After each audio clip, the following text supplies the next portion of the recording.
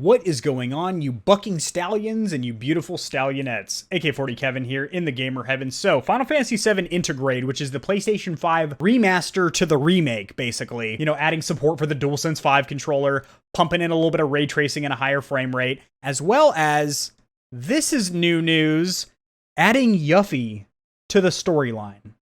Let's talk about it.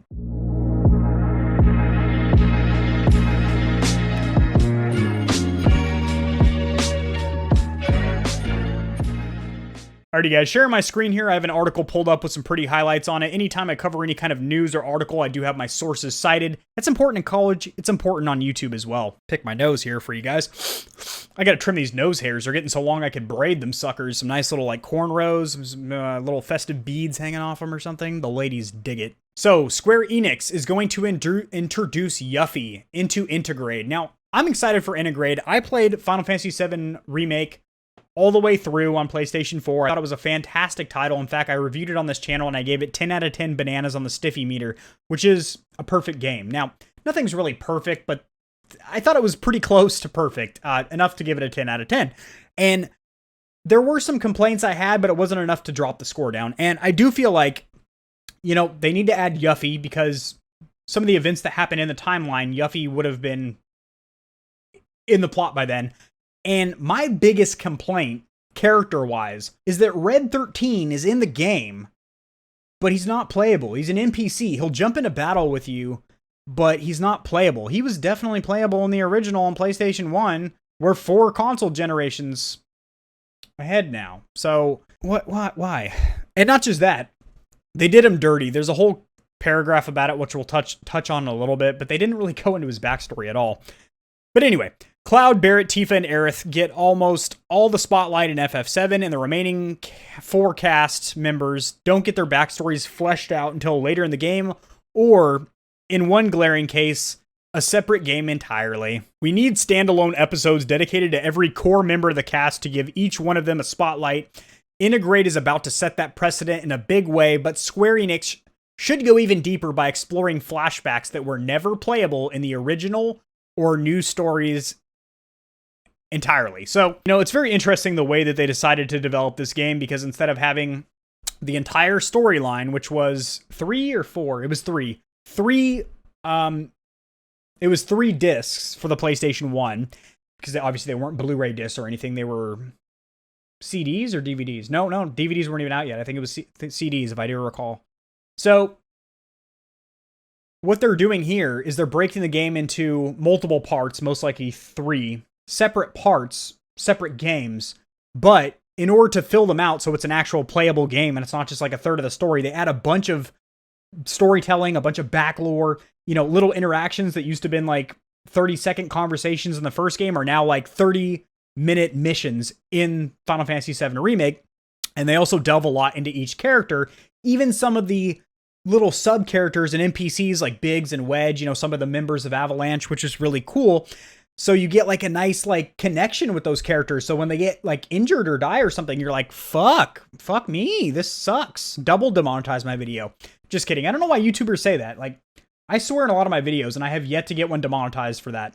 But that's the way that Square handled that, is they're breaking the game into 3 parts, but then to make them a full, you know, long playable full title, so it doesn't just seem like a DLC game or something like that, Miles Morales, they add a bunch of backstory telling, which I thought worked great. I said that during my review of the game. Speaking of which, I will have that linked in the description below. It was a while ago, because I was still in my old house, but still a good review. All my content's dank bangers, as the kids say. But right here, I definitely stand behind this. Megan Fox, I can get behind it. They talk about how the story fails Red 13, as the talking wolf lion is introduced in the game's final act as an NPC who fights along the party and engages in some cat-like platforming maneuvers.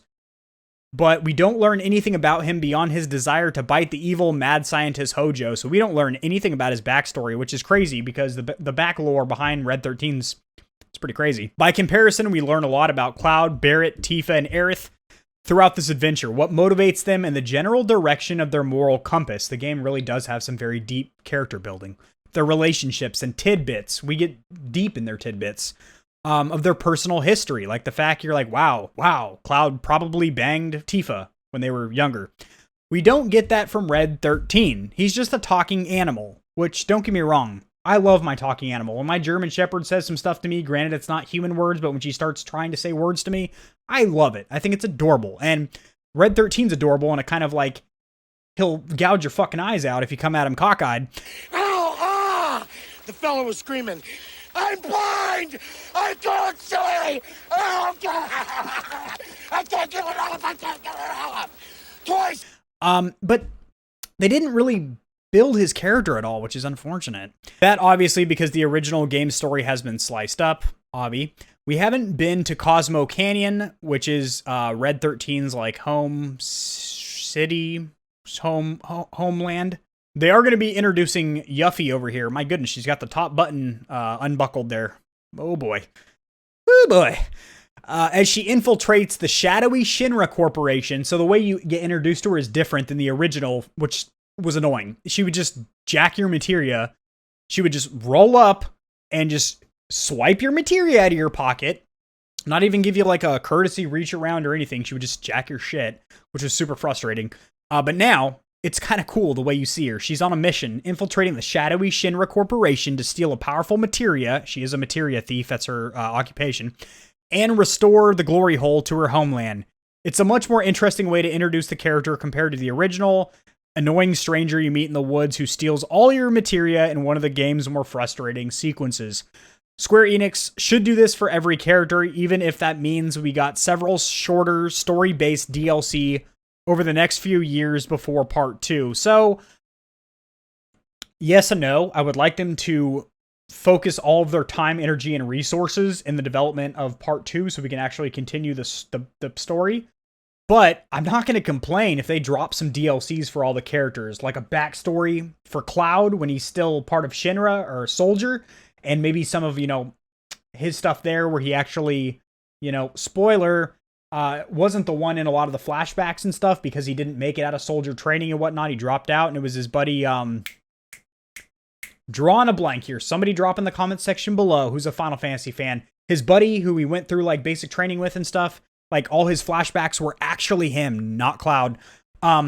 Anyway, like maybe some backstory stuff around that. Barret, we could go to some of his stuff where, it kind of does show where he got his arm blown off in the canyon and ended up getting his Gatling gun, but, maybe some stuff around him. Tifa, anything with my girl Tifa. I'll watch her bounce around the screen, boys. I don't mind, whatever the story is. I say boys, 2% of my viewership is actually females in North America, Canada, and Australia, so what's going on? Square Enix could already be planning to spotlight each remaining member of the core cast just like this by introducing them in a spin-off chapter that overlap with the main story. So that'd be kind of cool if these DLC packs, these individual stories, kind of tie in with the main story and intertwine. That'd be great. As much as I despise Kate Sith's weird FF7 Remake cameo during the destruction of Sector 7 cutscene, I briefly remember that. I'll have to get a refresher course when I play Intergrade here. A few chapters exploring how the animatronic cat travels from Midgar to Gold Saucer does interest me. So the journalist over here at Inverse is interested. If he's interested, I'm involved. Even more interesting, however, is the potential for playable flashbacks starring Vincent Valentine and Sid Highwind.